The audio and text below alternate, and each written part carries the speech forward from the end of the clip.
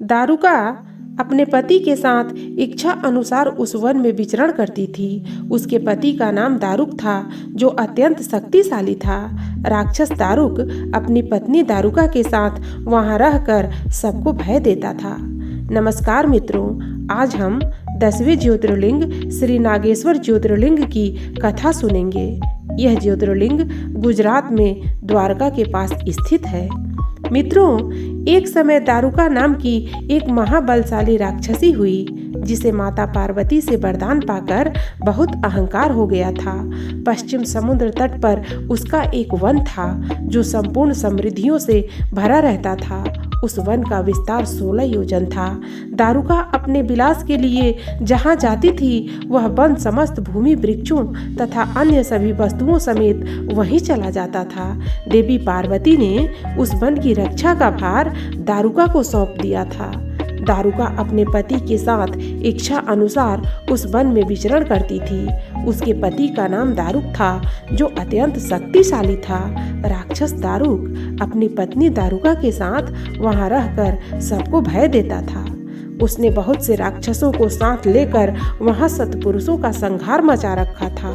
वह सदा यज्ञ और धर्म का नाश करता था।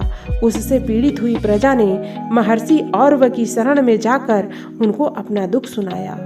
और वह मुनि ने शरणागतों की रक्षा के लिए राक्षसों को यह श्राप दिया कि ये राक्षस यदि पृथ्वी पर प्राणियों की हिंसा या यज्ञों का विध्वंस करेंगे तो उसी समय अपने प्राणों से हाथ धो बैठेंगे। देवताओं ने जब यह बात सुनी तो उन्होंने दुराचारी राक्षसों पर आक्रमण कर दिया। राक्षस दुविधा में पड़ गए। यदि वे युद्ध में देवताओं को मारते तो मुनि के शाप से स्वयं मर जाते, और नहीं मारते तो पराजित हो जाते। इस अवस्था में राक्षसी दारुका ने कहा, माता भवानी के वरदान से मैं इस सारे वन को जहाँ चाहूं ले जा सकती हूँ। यह कहकर वह समस्त वन को साथ ले जाकर समुद्र में जा बसी। राक्षस लोग पृथ्वी से हटकर जल में निर्भय होकर रहने लगे और वहां के प्राणियों को पीड़ा देने लगे। एक बार बहुत सी नावें उधर से गुजरी जो मनुष्यों से भरी थीं। वे सभी वैश्यगण व्यापार के उद्देश्य से परदेश जा रहे थे। राक्षसों ने उन सब को पकड़ लिया और बेड़ियों से बांधकर कारागार में डाल दिया और उनको विभिन्न प्रकार से कष्ट देने लगे। उनमें सुप्रिय नाम का एक प्रसिद्ध वैश्य था, जो उस दल का मुखिया था। वह बड़ा सदाचारी, भस्म, रुद्राक्षधारी तथा भगवान शिव का परम भक्त था। वह बड़े प्रेम से भगवान शिव का ध्यान और उनके नामों का जप करने लगा। सुप्रिय ने कहा, देवेश्वर शंकर, मेरी रक्षा कीजिए। कल्याणकारी त्रिलोकीनाथ, दुष्ट हंता, भक्त वत्सल शिव, हमें इन दुष्टों से बचाइए। देव, आप ही मेरे सर्वस्व हैं। प्रभु, मैं आपका हूँ, आपके अधीन हूँ और आप ही मेरे जीवन एवं प्राण हैं। सुप्रिय के इस प्रकार प्रार्थना करने पर भगवान शंकर एक विवर से प्रकट हो गए। तब सुप्रिय ने उत्तम प्रकार से भगवान शिव की स्तुति की एवं पूजन किया। उसके पूजन से प्रसन्न होकर भगवान शिव ने पशुपतास्त्र लेकर सभी राक्षसों का तत्काल संहार कर दिया और अपने भक्त सुप्रिय की रक्षा की। इसके बाद भगवान शिव ने उस वन को यह वर दिया कि आज से इस वन में श्रेष्ठ मुनि निवास करें और तमोगुणी राक्षस इसमें कभी ना रहें। शिव धर्म के उपदेशक और प्रवर्तक लोग इसमें सदा निवास करें।